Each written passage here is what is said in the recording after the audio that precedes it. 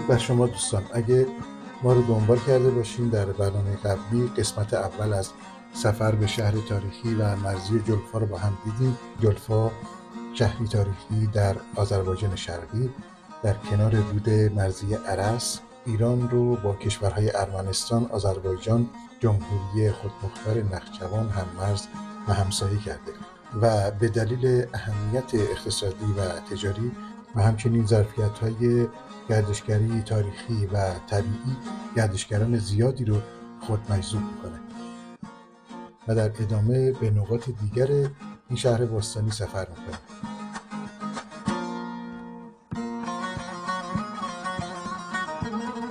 کوههای قره‌داغ و کیامکی جغرافیای منحصر به فرد این منطقه است که با وجود مختلفی از سنگ‌های رسوبی و آذرین و تنوع پدیده‌های زمین‌شناسی با تاریخی بیش از 250 میلیون سال در سال گذشته به عنوان ژئوپارک جهانی ارس ثبت شد.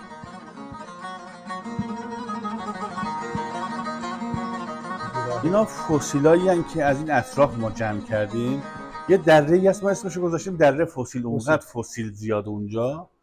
اینا اکثرا دو کفه‌ای هستند و حدوداً، حالا اونجوری که دوستان کارشناس ما زمین شناسا بهمون گفتن، اینا حدود 17-18 میلیون سال عمر این فسیلا هست. بله. و اصلا کلا ما پارسال هم به عنوان ژئوپارک جهانی شناخته بله، ثبت شد اینجا. به خاطر همین وجود پدیده‌های فسیلی و سنگ‌های آذرین ما داریم. بله اینجا ارس اصلا بهشت زمین شناساست. یعنی آقای ندیبی اینا الان حالا من میگم چند میلیون سال قبله، درسته؟ بله. درسته. زیبایی داره.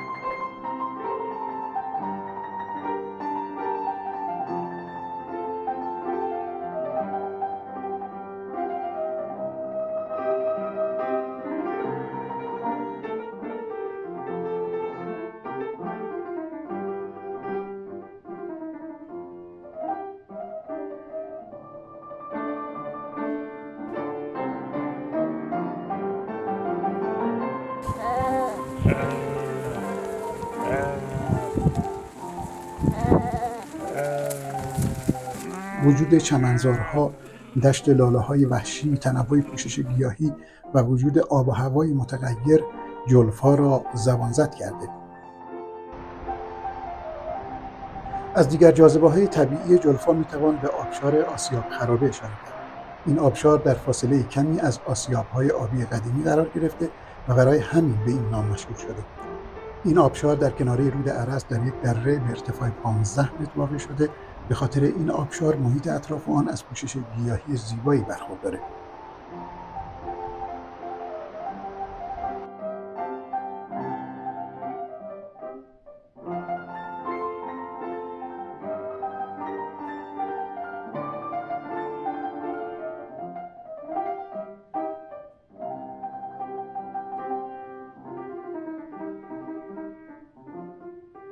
خب رسیدیم به روستای کردشت.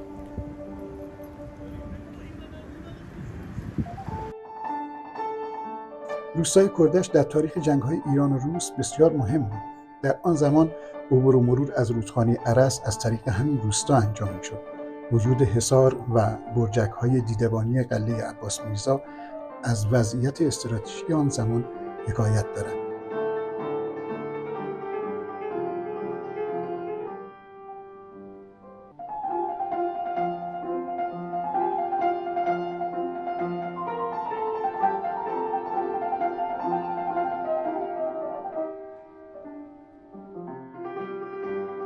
این قلعه استراتژیک نظامی در زمان مبارزات عباس میرزا ولیعهد فتحعلی‌شاه قاجار بر علیه تجاوز روسیه تزاری مورد استفاده بود.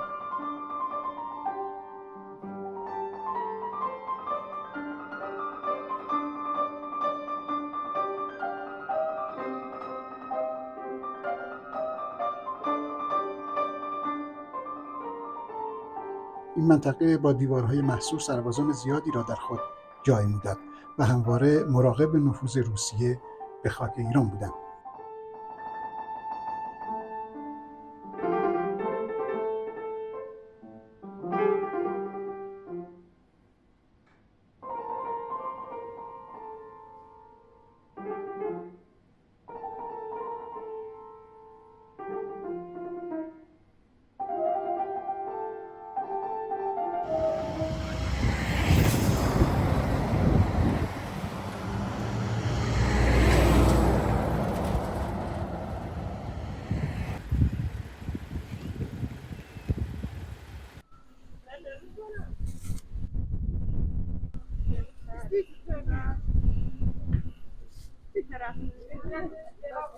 پول بیاد کارخان ندارن. آقا این انجیر همین منطقه است داره؟ آره من تهران نمونه برده بودم، مرده میگه مال کرمانه. انجیر سفید بهش میگن دیگه. آره بیدانه میگه. بیدانه. بعد میگم بابا خودمون همچنین نه اینا مال کرمان ارزون میگیره. گفتم بابا دست شما باشه گرون، دست ما ارزون.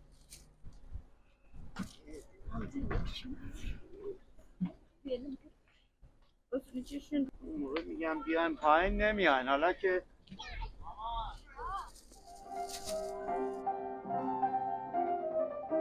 حمام کردشت یا حمام عباس میرزا در روستای کردشت در نزدیکی شهر جلفا در کنار مسیر رود ارس واقع شده. این حمام یادگاری از شاه عباس صفویه.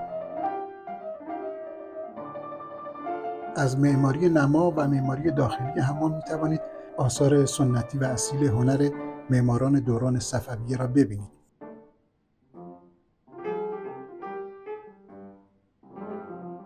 حمام کردشت در بین باغی بزرگ ساخته شده و به لحاظ آهک‌بری‌های موجود بسیار مورد توجه است.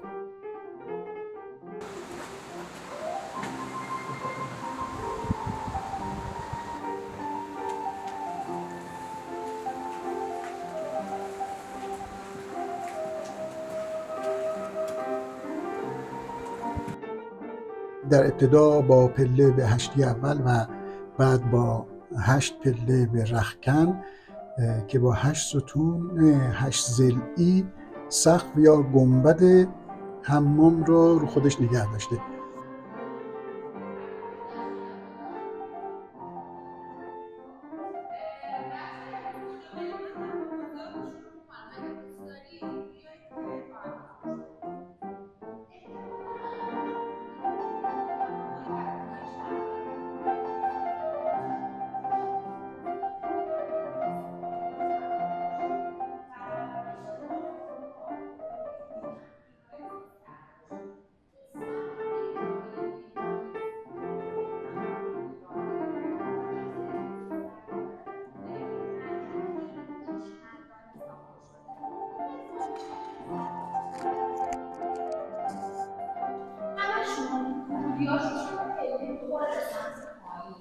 و یک پیچ و تابی داره. برای چی این پیچ خورده؟ بابت اینکه اجازه نده هوای گرم داخل حموم خارج بشه به سمت بیرون. یا اگر شما مثلا از این حموم می‌خواید بیرون یه گویی با هوای سرد مواجه نشید سرما بخورید. پس این راهروی مارپیچی رو همیشه در ابتدای ورودی حموم‌های ایرانی داریم. خب از اینجا بریم قسمت ایوان حمام عباس میرزا.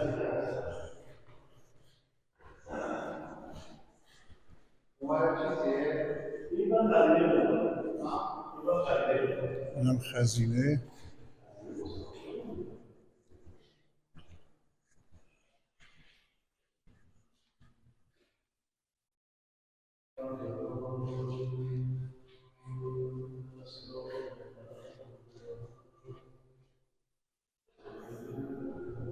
ما اکنون در حمام عباس میرزا هستیم، دوره قاجاریه. حالا برخی از این قسمت ها مرمت شدن. اینجا قسمت خلوتی میشه.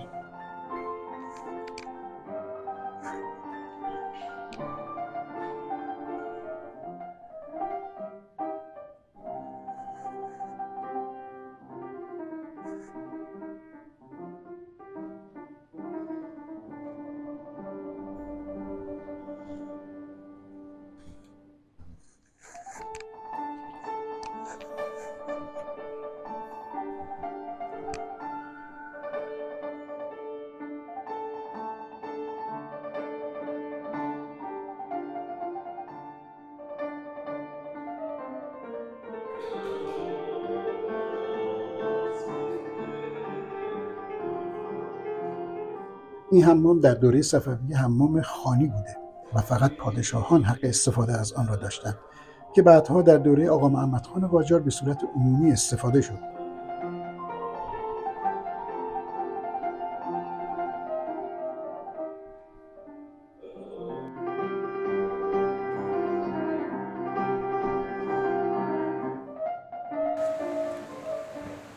اینجا قسمتی از مجموعه همین حمام بوده که حالا فعلا مرمت نشده یا دالانی که اینجا وجود داره.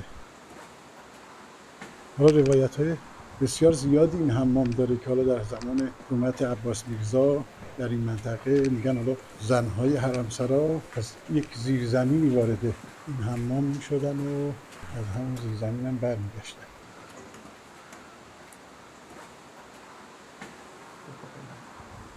ببینید یه قلعه این بالاست، یه قلعه بوده مربوط به قلعه عباس میرزا، اون برج نگهبانی میشد اینجا.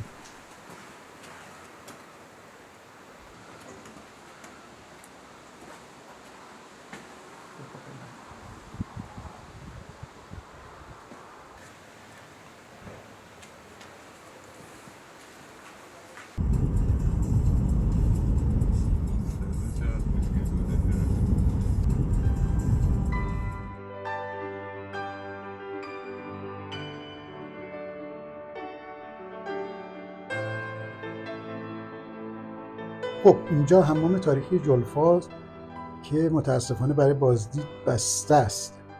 معماری این حمام از مساله سنگ بنا شده و دوره ساخت آن فکر کنم به دوره قاجار برمیگرده.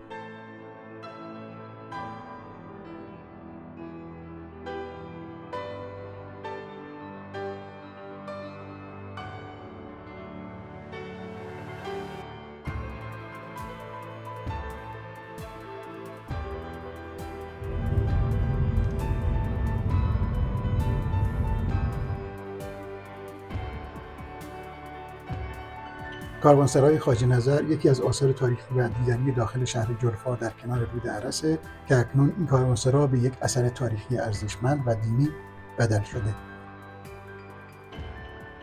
این کاشی هم برای خودشون خاصه. ما اینجا کاشی های متفاوتی از جای مختلف داریم. کاشی متعلق به بقعه شیخ شهاب الدین احری، کاشی متعلق به بقعه شیخ صفی الدین اردبیلی، مسجد حسن باجدشاه، مسجد کبود تبریز، مسجد کبود ایروان و قلعه خلقپوشان تبریز. اینجا ازشون کاشی داریم. تاریخ میانگینش بخوایم میگیم اکثرا مال دوران صفویه. 400-500 سال میشه. بله. یه دوستان دیدیم کار مرمت میکنه، گهگاه یعنی تیکه پاره ها رو برای ما به عنوان یادگار میاره و ما با عزت و احترام حفظش. Şehri də təqdim eləyim Türk əziz vətəndaşlarıma, yoldaşlarıma, Türk dili danışan insanların hamısına, hamı möhtərəm. Amma bu şeir belə başlanır. Saz köhlənə qucaqda, çay qeyniyə ocaqda, mən oturan bucaqda, sən olmasan nə fayda?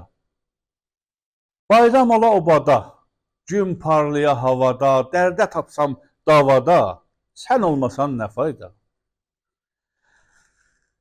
Qızıldan matah olam, imam olam, şah olam, lap belə Allah olam, sən olmasan nə fayda? Üzəm dənizdə çayda, ya yaşayam mən ayda, məncə belədir qayda, sən olmasan nə fayda, sən olmasan nə fayda. واه واه واه çok ممنون. همون به نام جلفا که گفتم، جلفا شهر بافنده، اینا نمونه‌ای از ابریشم‌های تولید شده در این منطقه هستند. پیله‌های ابریشم و بحث ابریشم اینجا خب اصلا اینقدر معروف بوده، حتی رو اسم منطقه هم تاثیرگذار بوده. بله. الان این کار اتفاق میفته؟ از نو داره رونق میگیره و ارزشش رو به همت جهاد و منطقه و قسمت کشاورزی اینا شروع شده و جا داره که رونق پیدا کنه. یعنی میتونه یه اقتصاد غیر نفتی قدرتمندی کنار سایر اقتصادهای مثلا کشاورزی اینا باشه. آیا ندیم من بس جلفای اصفهان شنیدم و یکی از روایت‌ها بود که به حال شاه عباس سر همین که اینا هنرمند بودن اینا رو فرستاد اونجا. اصفهان پایتخت شاه عباس بود. هر کسی رونق پایتختش رو میخواد. الان تهران مثلا ایران خودرو تهران، یه سری کارخانجات معظم تهرانن دیگه. بله. اون موقع هم هنر و صنایع دستی اقتصاد خوبی داشت و اینجا هم هنرمند زیاد بود. بله. و شاه عباس حالا یا کوچ اجباری یا به دعوت، حتی ارامنی که اینجا بودن اون موقع گفت ما براتون جلفا میسازیم. اینجا محله جلفا رو ساخت، کلیسا وانگ رو ساخت. بله. و روایت زیباییه. جسارتاً میشه گفت اصفهان اون همه زیباییش چشیده ای از هنر ایران بود اون موقع. از همه جا هنرمندا رو جمع کردن بودن، بله. خوشنویس بله. و کاشیکار هنر و صوفیگر و ایرانی بود. بله. بافنده. یعنی یه مجموعه ای از هنر ایران رو در یه شهر جمع کردن. صد البته پایتخت هم بود و پادشاهان هم قدرت داشتن. اینجا ما یه سری مجموعه می‌بینم خاطر انگیز. این رادیو قدیمیه، رادیو ناسیونال مال دوستمون آقای عسکریه که هدیه کردن اینجا. میگه دوران بچگی خیلی با این موسیقی و داستان قصه شب و قصه ظهر جمعه با شما و این پوستر ایار مشروط هست. تصویر بردارشون دوست خوبون آقای بهروز صمد مطلق بوده. سینمایی مستند. بله. مستندش. و آقای محمود محمد یار محمدلو هم کارگردانشون بودن. و این کتاب‌های مختلف در واقع کتاباش بخش اعظمیش بار جسارتا شخص بنده است. بله. مربوط به فرهنگ و هنر و شعر ایناست و یه سری هم هدیه دوستان ما اینجا در معرض نمایش گذاشتیم و دوستانی که اینجا میان میشیدن مثلا یه نیم ساعتی 2 ساعت میشه شاید 2-3 ورقم بخونن. بله کافیه. بله.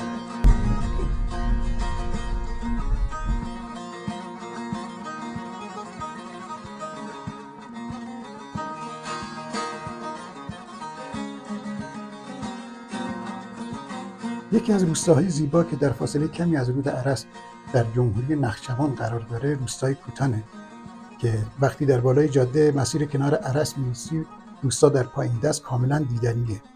روستای تمیزی که در میان باغ‌ها قرار گرفته و جاده و ریل آهن از این روستا عبور میکنه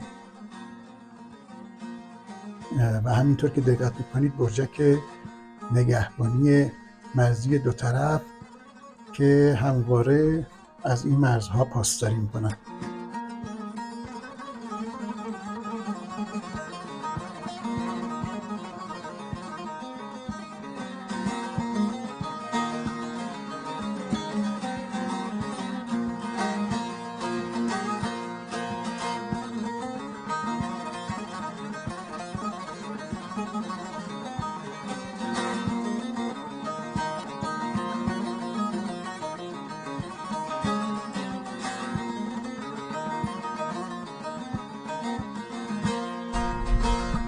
گمرک نوردوز در واقع هم مرز میشیم با کشور ارمنستان. اون روبرو که تصویر میبینید یکی از شهرهای ارمنستانه که پایینش هم مرز گمرکی ما نام نوردوزه. منطقه آزاد تجاری و صنعتی ارس مرکز نوردوز.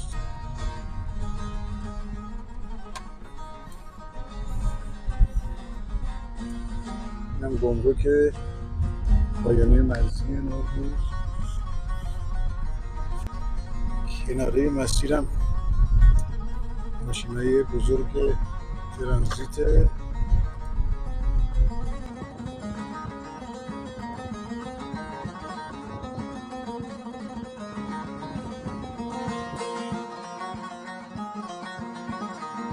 یکی از مرزهای زمینی ما با ارمنستان در منطقه گمرکی نوردوز است که مشاهده می‌کنید در فاصله کمی با نوردوز قرار گرفته. از این مسیر گردشگران زیادی به ایروان ارمنستان و بالعکس به ایران سفر می‌کنند. زیبایی‌های مناطق کناره رود ارس در مرز ایران و ارمنستان بسیار دیدنیه.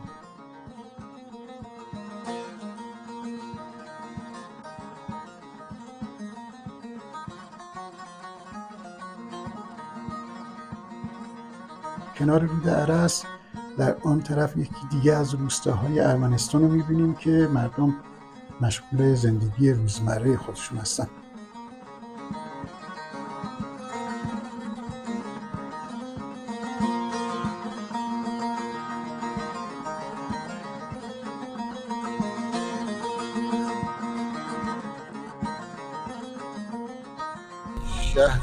یکی از شهرهای ارمنستان هم من اسمشون رو نمی‌دونم که روی مرز نوردوز با ما همسایه است. شهر نسبتاً بزرگیه و یک حدودی هم صنعتیه.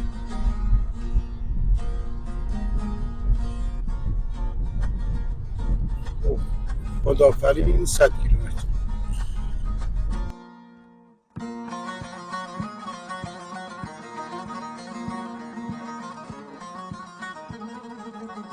از دیگر جاذبه‌های گردشگری کنار رود ارس پل‌های خدافرین است که از دیرباز گذرگاه تاریخی بوده بین آذربایجان و قفقاز. دو پل قدیمی در خدافرین وجود داره که اولی و قدیمی‌ترین پل سنگیه که متأسفانه هیچ سند و سنگ‌نوشته‌ای از تاریخ ساخت پل وجود نداره، اما باستانشناسان با تحقیقات خودشون این پل سنگی را به دوره کوروش هخامنشی برای عبور لشکریان خود از روی رود ارس نسبت دادند. به همین دلیل نام سیروس در تاریخ جهان بر آن مونده و قابل ذکره که یونانیان کوروش را به نام سیوس می‌خواندند. برخی هم بنای پل سنگی را به دوره ساسانیان نسبت دادند، در حالی که در دوره ساسانیان مرمت شده و اما قدمت پل دوم یا پل آجری به دوره صفویه برمی‌گرده.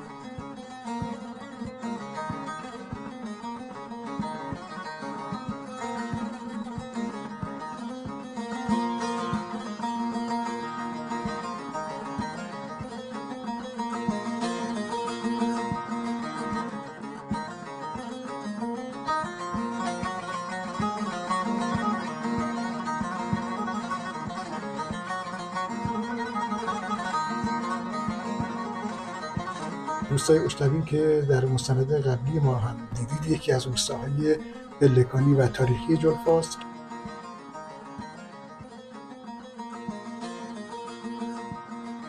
دژ بابک یا قلعه بابک خرمدین در منطقه کلیبر با 2300 متر ارتفاع که زمان ساخت آن به ساسانیان نسبت داده شده، دیگر ظرفیت‌های گردشگری تاریخی کنار رود ارس است که در برنامه‌های دیگر بیشتر به آن پرداخت می‌کنیم.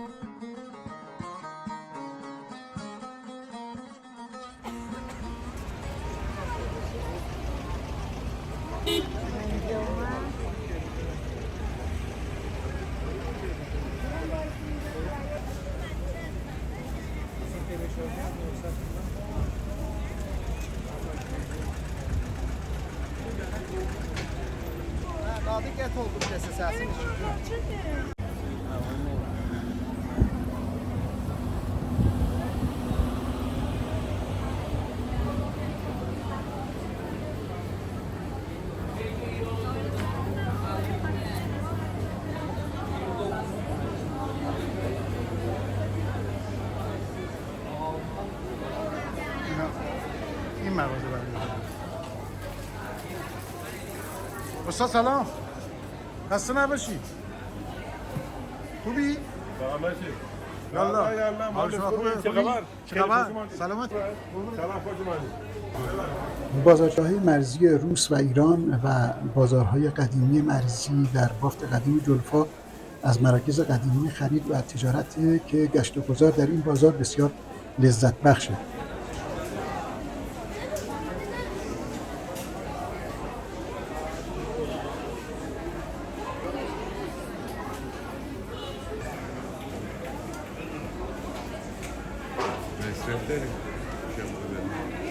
خوراکی، انواع شکلات‌ها، انواع شوینده‌ها و لوازم آرایشی بهداشتی مهمترین محصولاتی که در این بازارچه‌ها به فروش میرسه و همینطور جدیداً البسه و لباس هم موقعیت خوبی پیدا کرده در جلفا.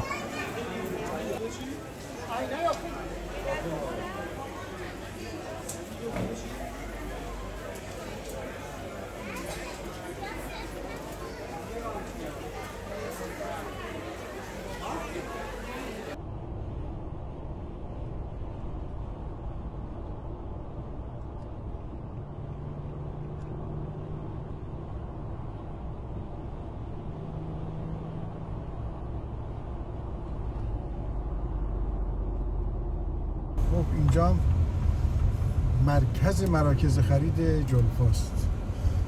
مرکز در مرکز فروشگاه‌های پاساژهای بزرگ و فروشگاه‌های متنوع. امروز روز تعطیله که مردم گردشگر مسافر زیاد اومده. جلفا به خاطر صنعتی بودنش و همچنین وجود مرزهای مشترک با کشورهای آذربایجان، ارمنستان و جمهوری خودمختار نخجوان و تجارت منطقه یکی از مراکز خرید در کشور محسوب می‌شد و همین امر باعث شده پاساژها و مراکز خرید فراوانی با تعدد محصولات ایرانی و خارجی برای گردشگران جاذبه ایجاد کند.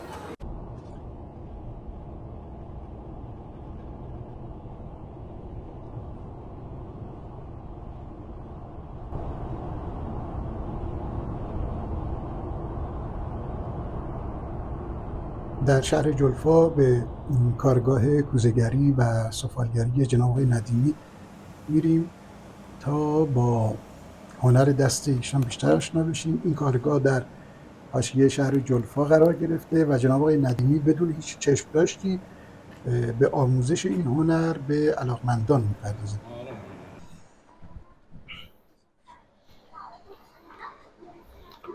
سلام، حال شما؟ قربان شما، خیلی خوش اومدید. اینجا کجاست آقای ندیمی؟ اینجا کارگاه سفال و سرامیک ماست. ما اینجا بیشتر بحث آموزش و تولید ماشینالات رو داریم. حدوداً در این 5-6 سالی که جلفا بودم بیش از 70 تا 75 نفر آموزش دیدم. بعضیاشون کارخونه زدن، کارگاه زدن، تولید میکنن، بعضیا فقط آموزش رو دیدن. انشالله موقعش اینجا در واقع مرکز آموزش. یه نابله آموزش در محیط کار واقعی رو داریم ما. نمونه‌هاشو ببینیم. این کار هنرجاست. حالا کار هنرجاست. بله، کوچولوهایی که دارم میان یه سری کارا رو. این تمام شده کاره. مرغ آمینه.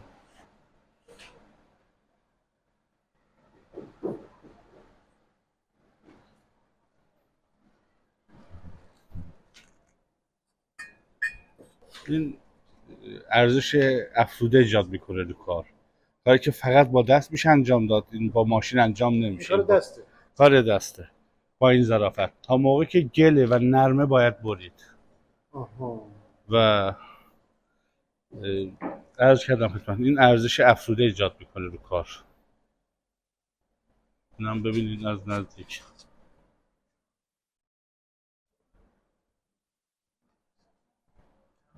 بله، این کوره گازسوزه مال ساخت خودمون که در عرض حدوداً 7.5 ساعت تا 10,100 درجه میره. خب بعد جالبه برای این دوستانی که علاقه‌مندن این داخلشو بعد آجر میذارن. آجر نسوزه. بله، اینا فکر کنم کار خودتونه، درسته؟ آجر نسوز از کارخونه‌های بزرگتر میگیریم، از کارخونه موزم که نسوز تولید میکنه. برای ساخت کوره بله کار بنده است. بدن فلزی روش میدیم، بعد آجر و پتو نسوز اینا که آیه حرارتی باشه.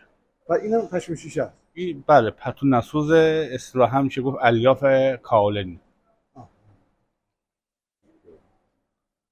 همون شیوه تولیدش به شیوه تولید پشم شیشه است ولی از الیاف کاولن تهیه میشه.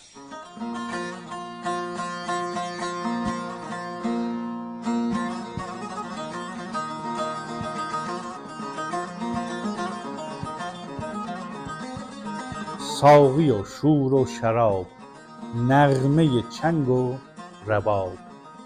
کاش نیاید سحر، می ندمد آفتاب. برق چراغان کنان رعد دهل میزند در و برق. برق چراغان کنان رعد دهل میزند. رود به رقص آمده در کمرش پیچ و تاب. رقص سماع زمین مشتریش در کمین. شمس چو دیده رقیب گشته پر از التهاب.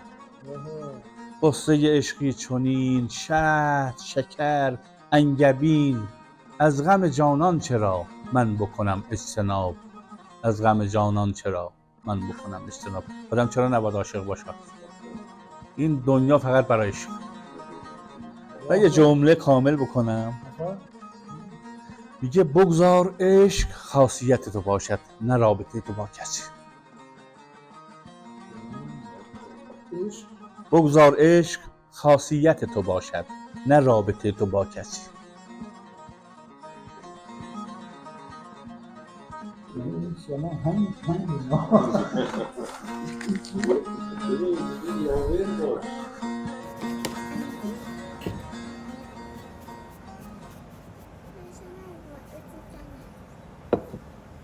qalığı bağlayasınız, bunu dedikdə düşəsiniz.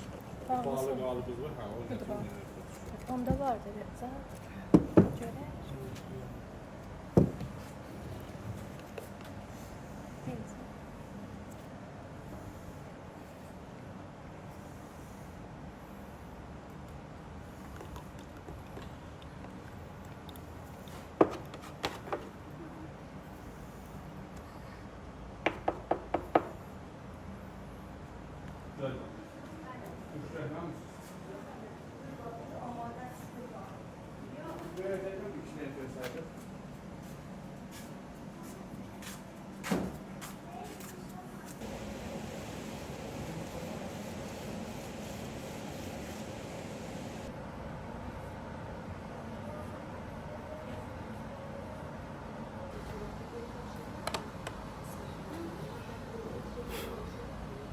سیم جوش معمولیه، نوکشو تیزش کرد.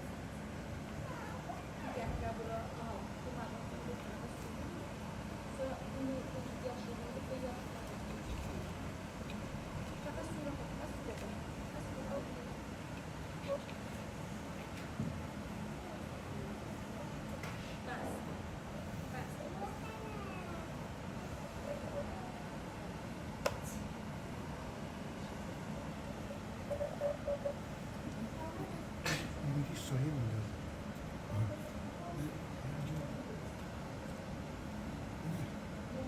اینجا دست نه میگم اونجا سایه میندازه نشون راحت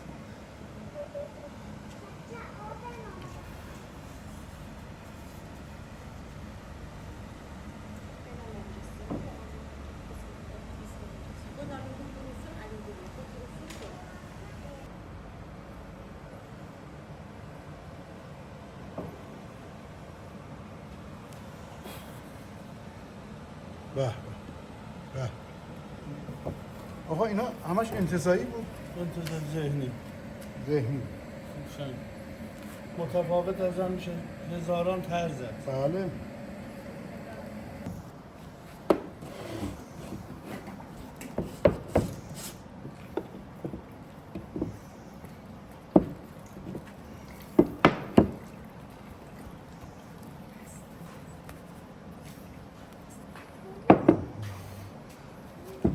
این باید بره سنباتی کنی اینو با اون چیزا درش میاری این چیزا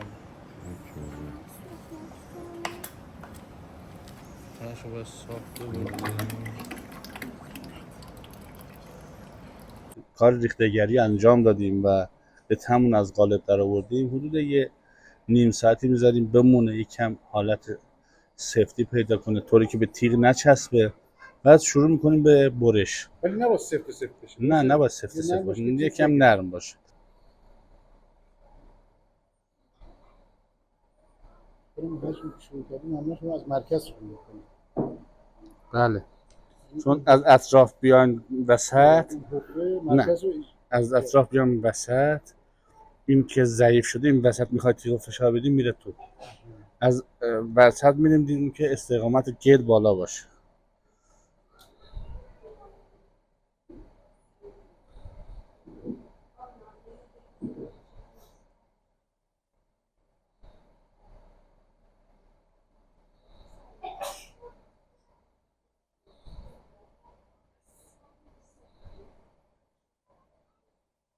بعد استاد این تیغتون تیغ مخصوصیه یا بحث تجربه به این تیغ رسیدید؟ تیغ مخصوصی نیست، من قبلا با یه چاقو میبریدم. خوشبختانه اینجاست. این 15 سال با من. اولش با این شروع کردم. این چاقو. بله. و بعد توی فویلبریه برای تابلو نویسی اینا به کار میره. تو کارهای هنری و غازه‌های هنری همینجا هست.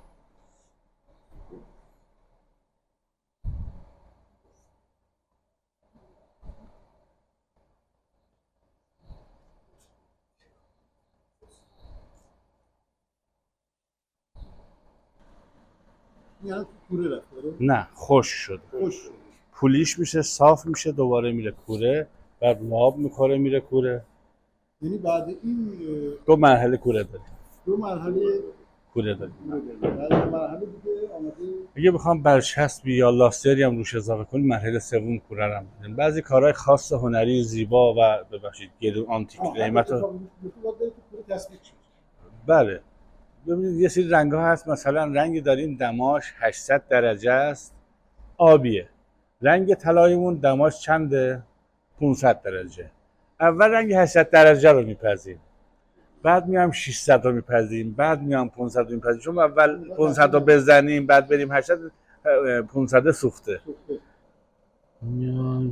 باید با تا برش اینجا به هم برسه.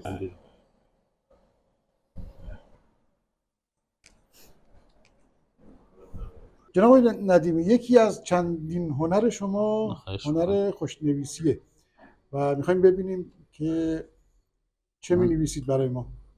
اسم برنامه‌مون ایران مستند. ایران مستند. بله ایران مستند ولی ایران با عزتون. بله.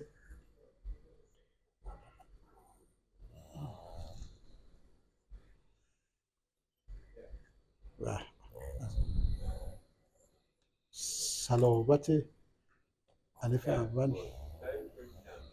این صلابت مال ایران، هر جا الف با این صلابت در نمیاد. بله.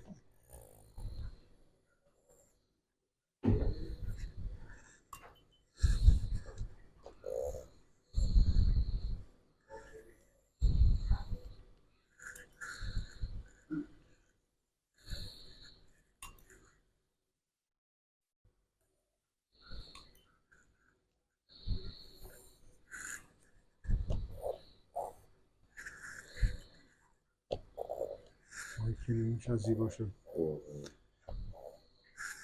به به به. دست شما خدمت شما و همه بینندگان عزیز. قربان شما. ایران مستند. ایران مستند رو حتما تعقیب کنین. بله. و پیگیر باشین. ممنون، متشکرم، بسیار عالی.